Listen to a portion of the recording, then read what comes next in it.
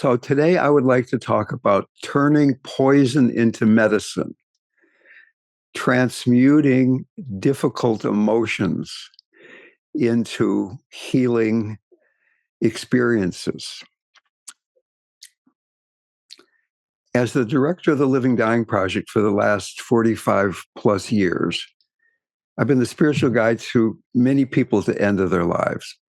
And many of my clients came to me with the notion of wanting to have a spiritual death or wanting to deepen their meditation practice, be a more spiritual person. Many of them were our cancer patients on the spiritual path.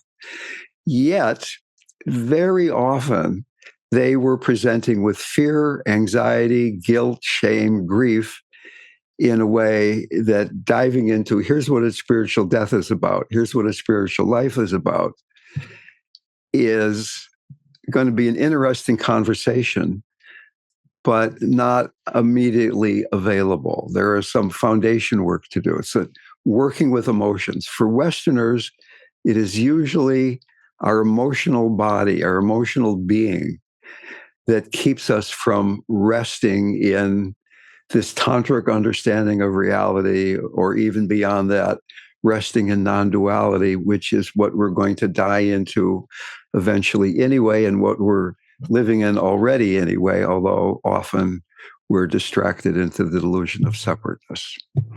So these people that have come to me, and when I say these people, please don't think I'm saying that in an insensitive way. Each of these was a human being who was suffering and somebody that I deeply, deeply cared about. These people had not a lot of time and a lot of motivation. So that very often, with all of this motivation, there was the possibility of using these strong emotions that they were bringing. Strong motivation, strong emotions, not much time. How could we use together their strong emotions as the gateway to presence rather than as an obstacle? And conversely, how can you and I learn about dealing with difficult emotions from those who are able to transmute poison into medicine in a very direct way?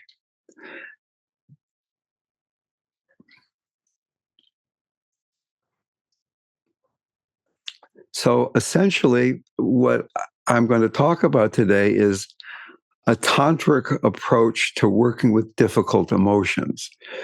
Tantra, we've talked about briefly. We're going to dive into it very directly today, and I'm almost positive that at least the next meeting, if not two, we'll be exploring practices to do specifically what we're talking about in a more general way today. So, Tantra is really seeing that samsara and nirvana are one, that there is no difference, that the very same energy that we're feeling when we're loving God or loving each other or ourselves or one with nature is the same energy that is distorted, confused, upsetting, and which generates this world of difference and samsara and all the suffering. That world is also the pure, vibrant, enlightened world. And that with working with our strong emotions, we can very directly transmute them into this relationship with the divine. Now, it's not the only way to do that. Certainly, one can end up doing a lot of vipassana, mindfulness practice. One can even add compassion practice. Uh, you're embodied, you're grounded, you're centered, you're beginning to open your heart. And I have been meditating for about 55 years. And I have done a lot of long mindfulness retreats, Zen retreats, Tibetan retreats. And cultivating mindfulness without an ongoing teacher can be incredibly useful. That we do need to learn to calm the mind down a bit. We do need to learn access concentration, where we can pay attention enough that we can be with the things that are bothering us, the strong emotions, so we can transmute them. But at the same time, I kept finding that I could pay attention to this stuff forever. And I'm so stubborn, and those emotions are so embedded that they would keep coming back again and again and again. I had a client a few years ago who was a very accomplished practitioner. She was a PhD clinical psychologist who had done way more meditation than I had, which is saying a lot. She had then later in her life turned toward devotional practices and was really deeply diving into chanting and other devotional practices. And at that point, developed metastatic stage 4 cancer. It looked like her life, excuse me.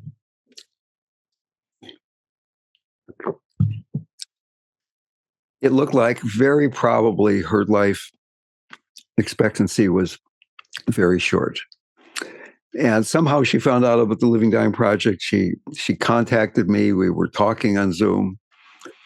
And she said, I've done all this meditation. I've done all this devotional practice. And I'm still really afraid to die. My spiritual practice has been a failure. My spiritual life has been a failure. So that we began to talk about Tantra. We began to talk about the fact that the separation you feel is what is exactly driving you toward union. I'm sorry, towards union. The separation you feel is exactly what's driving you toward union.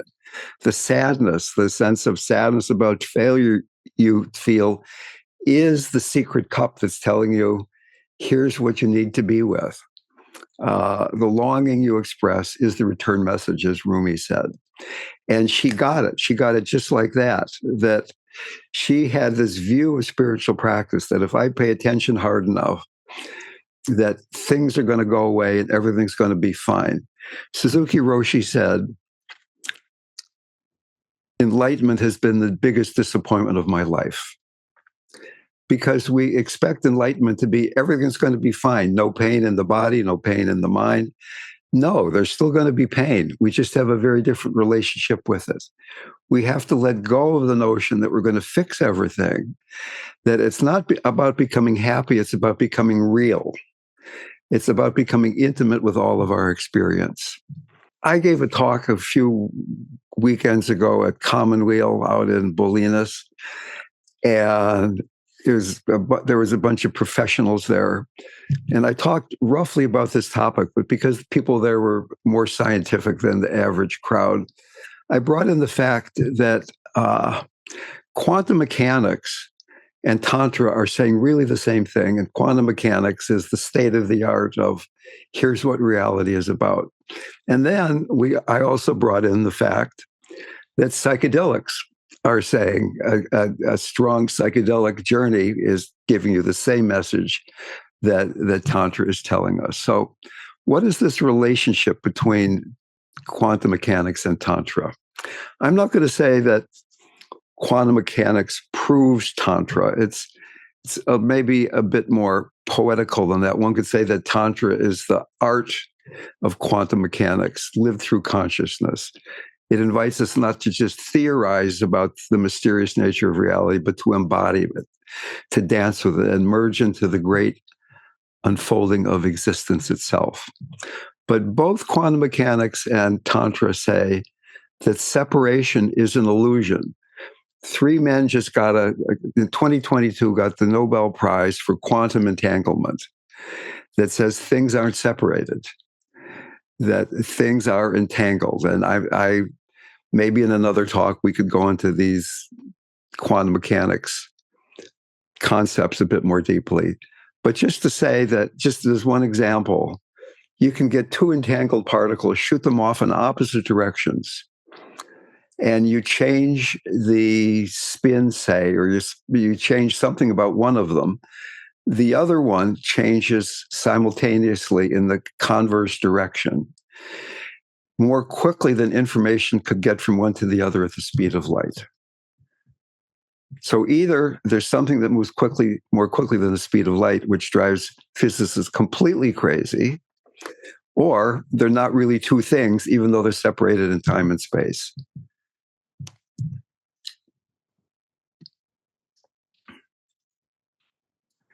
Tantra says that all existence is one undivided reality. It's all Shiva, pure consciousness, and Shakti, manifest energy, is two aspects of this one thing, this entangled thing. Okay, both Tantra and quantum mechanics say that consciousness is the ground of reality. There's this observer effect in quantum mechanics. If you look at something, it changes it. You can't observe something without changing it. And Tantra, of course, says that consciousness is fundamental and that reality is a participatory event rather than a fixed independent structure. Okay, both Tantra and quantum mechanics talk about reality as energy, pulsations of energy, that energy is waves and vibrations. And that's certainly what we talk about with Tantra, and particularly now when we're going to get into working with emotions.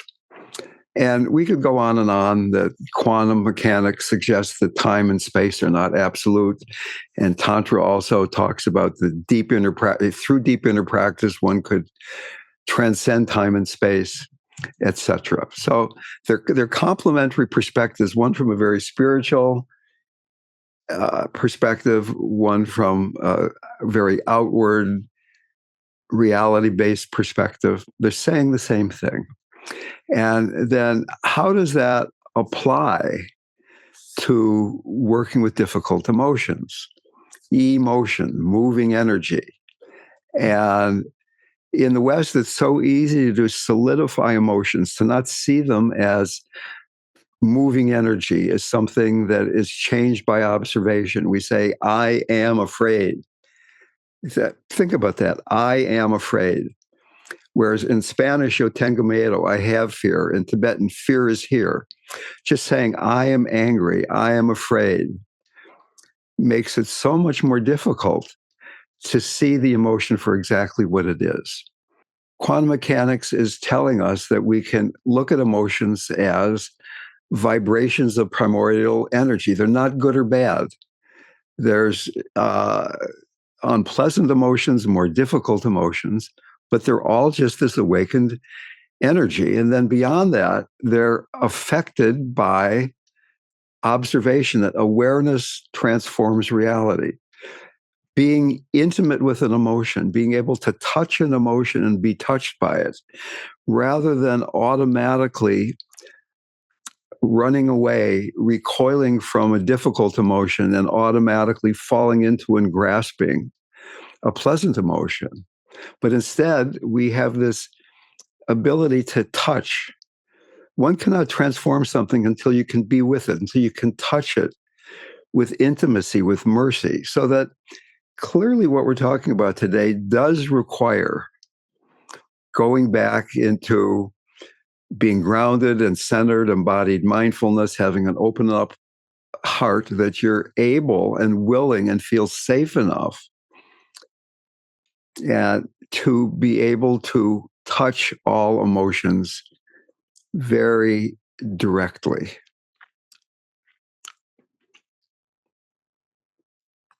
What emotion am I feeling right now? What emotion are you feeling right now? What does it feel like in the body? Not good or bad. What does it feel like? The quality of entanglement. Emotions are not separate from the whole. When we hold on to suffering as ours, we contract. But when we realize that our emotions arise from this larger web of existence, we can soften, we can release, we can move gently into transforming. So just as entangled particles respond to each other beyond time and space, we can have that relationship with our emotions. Transmuting emotion through expansion, not suppression. Okay, rather than contracting around the emotion. I want to get rid of it. I want to hold on to it. Quantum mechanics suggests that transformation happens not by resisting, but expanding into a greater reality. And it's the same with emotions. So that if we look at the chakras, chakra 1, 2, and 3 are about early childhood wounding, fear, guilt, and shame, not being grounded, not being centered. Chakras 5, 6, and 7 are about being transcendent.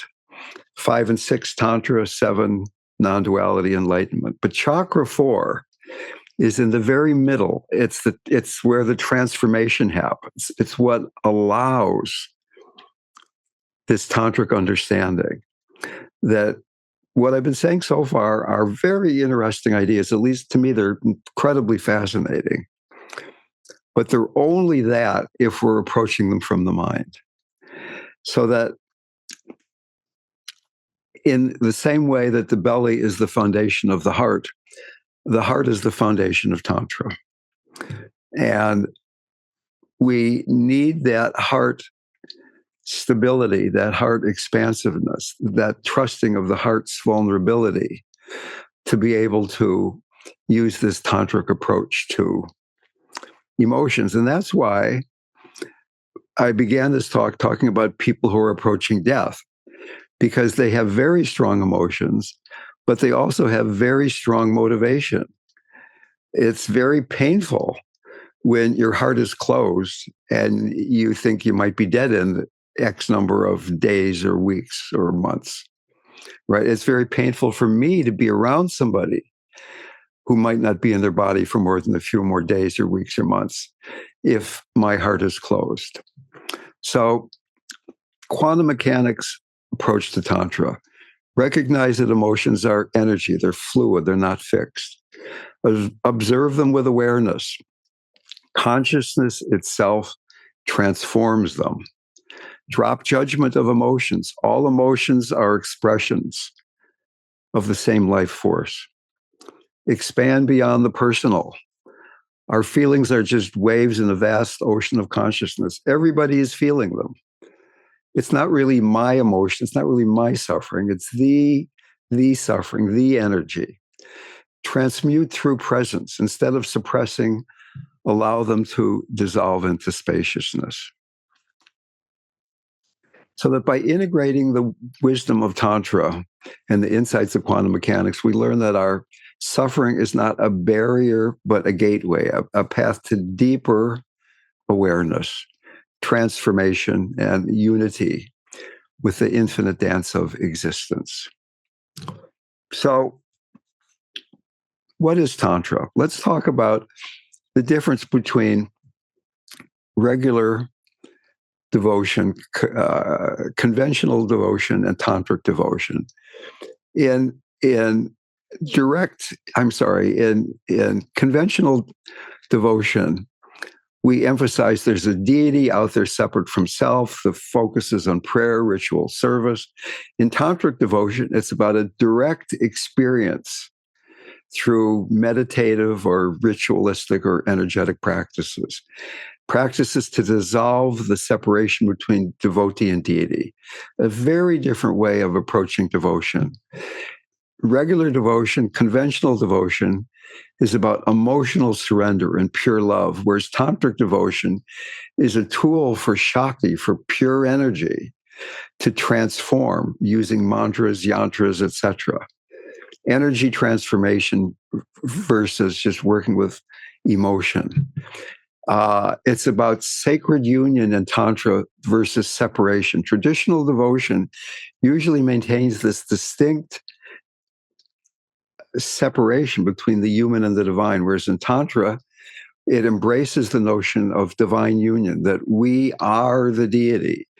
If I'm saying a mantra from the standpoint of Tantra, me and the deity of the mantra and the sound of the mantra are all indivisible.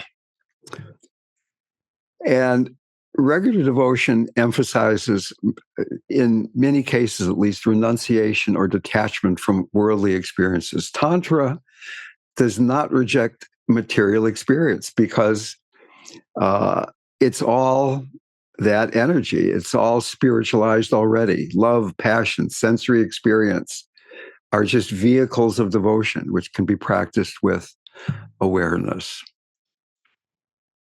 So, approaching Tantra from the heart, the spiritual heart, the center of unconditional love and divine energy. I have done so many different kinds of meditative practices over the decades. And literally, my practice now, most of the time, is simply focusing on my heart chakra, saying mantras, and resting in the spaciousness that that seems to reveal. Sometimes I'm all caught in busyness or this or that, and I have to spend a little time getting grounded and centered. But basically, trusting that this is the home of the inner guru, it's the gateway to higher consciousness. Uh, the name for the heart chakra is the anahata, which means the unstruck sound.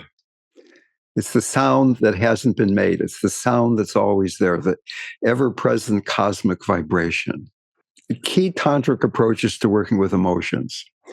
Firstly, emotions as energy. They're not just mental states, but manifestations of energy. They're not good or bad. Fear, anger, sadness, desire, if embraced with awareness, can lead to liberation.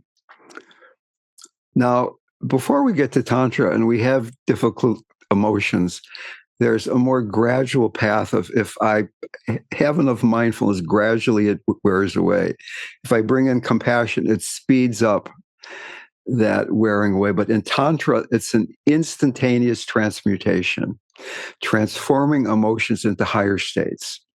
So let's look at 4 examples. Fear can be transmuted into surrender and trust. Okay, we're afraid to let go. We're afraid to surrender. Can we let go into the unknown, as this is just the manifestation of Shiva consciousness? Anger can be transmuted into clarity and power, channeling raw intensity into focus and willpower. Sadness can be transmuted into devotion and compassion, deepening connection to the divine or others. Desire can be transmuted into bliss and expansion, expanding personal longing into cosmic love. The practice in Tantra is called rasa sadhana, where rasa are flavors, where we're taking the flavor of fear and realizing it's also the flavor of surrender and trust. We're taking the flavor of anger and realizing it's the same flavor as clarity and power. Okay. So witnessing emotions without suppressing them, it, witnessing them with full awareness, by observing the emotions rather than identifying with them, one creates the inner space where this transformation happens if we can be resting in the heart. Sitting in the heart space allows emotions to dissolve into openness. Appreciating that emotions are portals to non-dual awareness. They're not obscurations, they're not distractions. They are the energy in our bodies that are the gateways, the portals to resting in non-duality, in that which does not die, in that which does not change. The heart is this alchemical center where raw emotional energy is being transmuted into divine love. Now, I clearly understand, and here is a big, what's the word, apology or footnote or something, that many people in this room have emotions, have addictions that are so embedded that possibly there was great difficulty in early childhood, that maybe your parents died when you were too young, whatever too young means. Maybe there was abuse, maybe there was neglect, maybe there was some kind of traumatic accident. And that to say, just become intimate with your emotions is the way to freedom. Even though that's true, we have to be very careful here, right? I mean, I remember once I taught a workshop up in Seattle. It was a very intense workshop. There was literally a couple there whose best friends had died in a house fire. There were people whose friends had just died. There were people that were approaching death. And it's a big group of people. And a week later, I was contacted by somebody in that group saying, I never said anything. I sat in the back row. A year ago, I was in an automobile accident, and they gave me pain medications that I become addicted to. I'm a psychotherapist. And the things you said have shattered the structure I put together to deal with my pain and my addiction. I'm completely lost. So I was giving this Dharma talk to a room full of 50, 60, 70 people, whatever it was. And there's one person I didn't even know she existed. And that person is metaphorically in this room also. So Tantra is very potent medicine. It needs to be approached with great devotion and respect. And it's usually often approached with the guidance of a guide, with a teacher, which none of us really have right now. There are books out there. I've just read a book. Maybe you can put this in the chat, called Tantric Quest by a guy named Daniel Odier, a French word, Odier, I guess. I don't speak French. One of my many failings about language, at least. So, and there's also these wonderful books by Christopher Wallis, Wallis, and he wrote 2 books. Tantra Illuminated is the first one, and the Recognition Sutras is the second one. Tantra is a very deep subject. It really arises after we've done a lot of mindfulness practice, a lot of devotion practice, a lot of compassion practice. The heart has become stable enough to be able to bear opening to fear, anger, anxiety, sadness, and let it be transformed immediately rather than having to just creep up to it so slowly because it's so scary.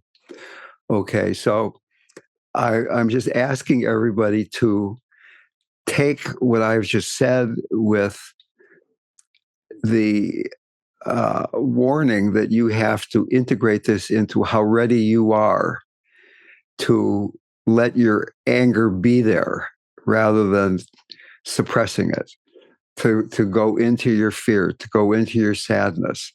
If somebody's loved one has just died, I'm not going to suggest, oh, just be with your sadness in this tantric way. No, that would be completely overwhelming.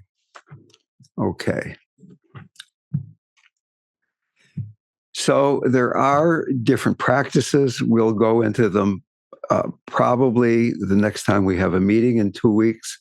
I'm not going to go into all the ways of dealing with fear, dealing with grief, dealing with anger, but there are specific tantric practices that are really very effective.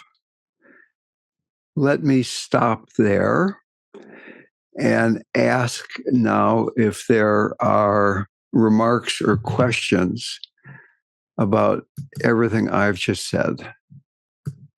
Yeah, thank you, Dale, so much. I'm with a dear, dear friend dying right now, and I felt like I couldn't keep up with what you were saying, but I was so grateful for every word, and I'll listen to the recording again. It's just such a blessed time for this family. They're just in this amazing space, and I feel like you clarified what was going on. I think they've been modeling it, but I didn't have words for it, and I don't now. But you've given them to me, and I'll learn them in my own heart as a way of walking in the world. Thank you so much. You're very welcome. And I don't know how important the words are, but bringing together the strong motivation that end of life can generate, and the strong emotions that end of the life will almost certainly generate, and bringing them together gives the opportunity for this transformation. And I probably said this before, but I'm not particularly interested in death. I'm interested in awakening, right? And the Living Dying Project and being with people who might be dying soon keeps bringing me out to this edge where there's strong motivation and strong emotions, right? And even people who are dying aren't that interested in dying. They're interested in healing and awakening and transformation. Yeah. So the Living Dying Project, living/dying. It's not about the living. It's not about the dying. It's about that slash. The way that living is determining how we're going to die, and the fact we're going to die can hopefully affect how we're living. Mm-hmm. Yeah. So blessings to your friends and family. Would you like to give me the first name of the person who might be dying soon? Yes, thank you. His name is David. Okay, so let's all keep David in our hearts. One of my favorite heart practices is actually going into my mantra, just saying this mantra that Maharaja gave me, and then kind of asking, is there anybody in my life that just naturally arises into my consciousness that is available for healing? Mm-hmm. And these names just pop into my mind, and I don't do anything. I don't try to fix them. I don't focus on their illness or them as a person, but just going into wholeness, going into the place where, yes, even though this person is separate from me, even though this person has very different life circumstances that I do, and maybe they're suffering in ways that I might not be right now, that at the same time, I can be with wholeness and be with them. I can merge my mind with one mind and merge with them. And that only takes 5 seconds. And then I say the mantra a few times, then another name pops up, and then another name pops up. So to me, that's just a wonderful practice. So thank you, Anne. What a wonderful work you're doing. Blessings. And we'll keep, if anybody wants, I invite you to keep David in your heart. So then there was Anna. Oh, thank you, Dion. I want to say thank you in the most deep personal way for giving me a way to move forward in this time of my life. It's helping tremendously. I wonder if you can, I'm not sure it's appropriate, but the last few weeks in our country have been overwhelming in some ways, where lots of feelings come up as kind of unbelievable things happen with the new administration. And I wonder if you could speak to dealing with that insecurity and anxiety that rises when the structures that we've depended on to support our lives are in jeopardy or being pulled away. If you can forgive me, my easy answer would be, I just talked about that for 40 minutes. That yes. It's not a separate conversation. Whether it's the dying of a friend, whether it's your own personal upset about your relationships, whether it's your upset about the political situation, it is exactly the same process of working with the fear, guilt, shame, and grief that are coming up that will then allow us to be resting in our hearts and do this transformative process. Now, I am an avid consumer of the news. I subscribe to various things like the New York Times and Bloomberg and on and on. I'm very aware of what's going on in the world, what's going on just yesterday with the Joint Chiefs of Staff and with Ukraine and on and on and on. And certainly in my lifetime, not counting the fact that I was alive during the Second World War, but I was only 3 years old when it ended, so let's forget about that part. but certainly in my lifetime, politics has not seemed as out of control and transformative as it does right now. And I am not upset by this.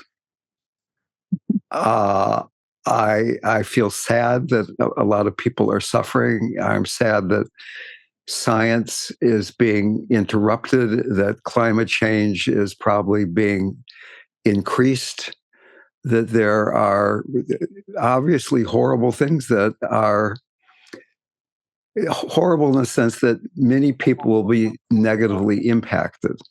But let's just for a moment think about an individual who has cancer. What is cancer? It's out of control cells in the body that are growing and replicating. And first of all, and I could go back to all the things I was saying about Tantra and apply them here, but just in a very general way. Before you can do this transformation, you have to feel that it's safe to be here in the first place, that we're living in a society now where we don't know what's going to happen politically. Somebody who has cancer in their body, they don't know what's going to happen. Somebody who's sick, the healing from addiction part of that doesn't begin until one takes the first step in the 12 steps. Something's out of whack here. Something's chaotic. Something's cancerous. And I need to admit that and be with that. Until you can do that, healing isn't going to happen, right? So collectively, and maybe this is hard to hear, but in some ways, it might be much better for the planet in the long run, what's happening now. We don't know. Then if Kamala Harris got elected, to me, that would have been more of the same. And America was going in an unhealthy direction. There was great divisiveness. There were family members not speaking to each other over politics. There was a lot of rigidity and lethargy and wokeness that was slowing things down in a way that was there was not enough motivation to change. And now Trump is doing things that increasingly people are saying, I don't like that. I'm a Republican, but this is out of control here. And maybe it has to get that way. Maybe there has to be things happening where millions of people die for the humanity to survive. And those people who are dying and their loved ones are probably going to suffer a lot. I get that, but we don't really know. I mean, from the standpoint of Tantra and non-duality, everything is whole and right the way it is now. And yes, babies are starving to death. And yes, people are being raped and abused as we speak. And yes, everything is perfect. And yes, there's so much suffering that we need to have human compassion. All of that stuff is happening at the same time. And any question about politics, about, oh my God, what are we going to do, is focusing on the one hand, the human suffering, we're separate level of reality. Can we remember that that is happening in the context of wholeness and perfection and oneness and the full expression of the divine? And I admit, from the standpoint of the mind, that is a stretch too far. But from the standpoint of the heart, it is not. So that is the work of each of us. I read, there was a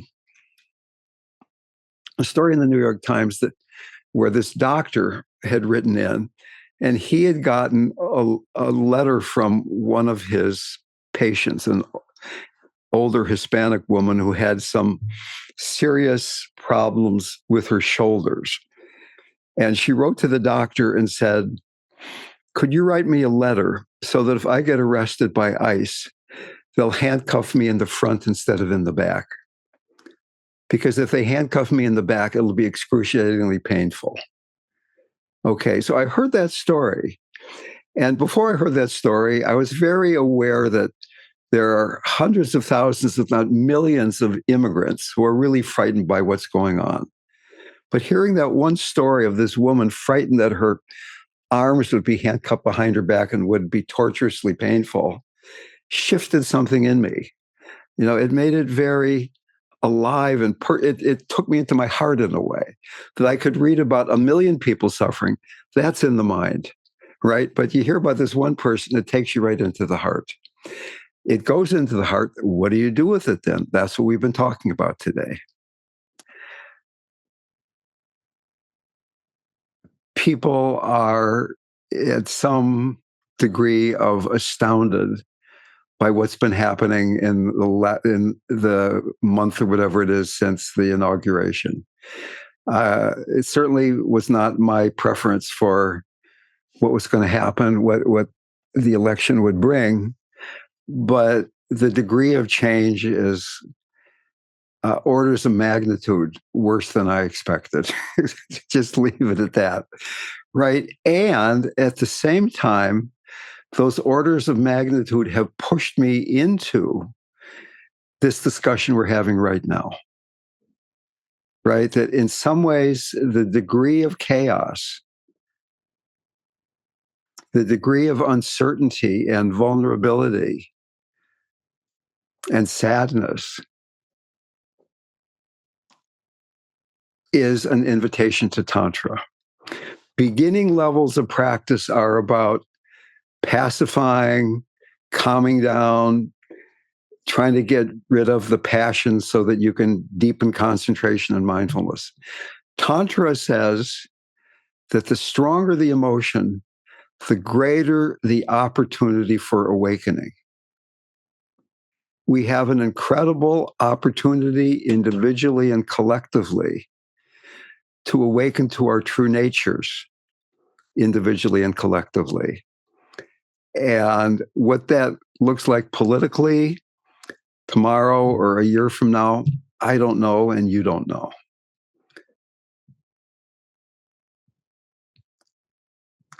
Maharaji said, "I'm always in communion with you." Swami Nityananda said, "Be peaceful, I am everywhere."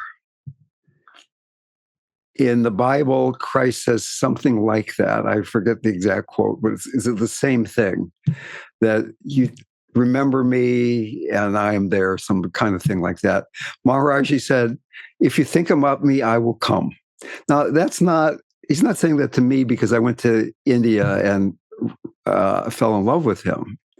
It's because he is not that guy. He is that level of consciousness that's available to each of us in every moment. And the world is calling for you to realize that. It's crying with pain for you to do that.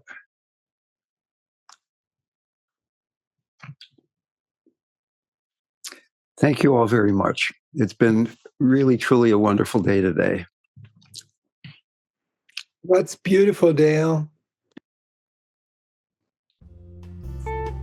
Goodbye, Ram Ram.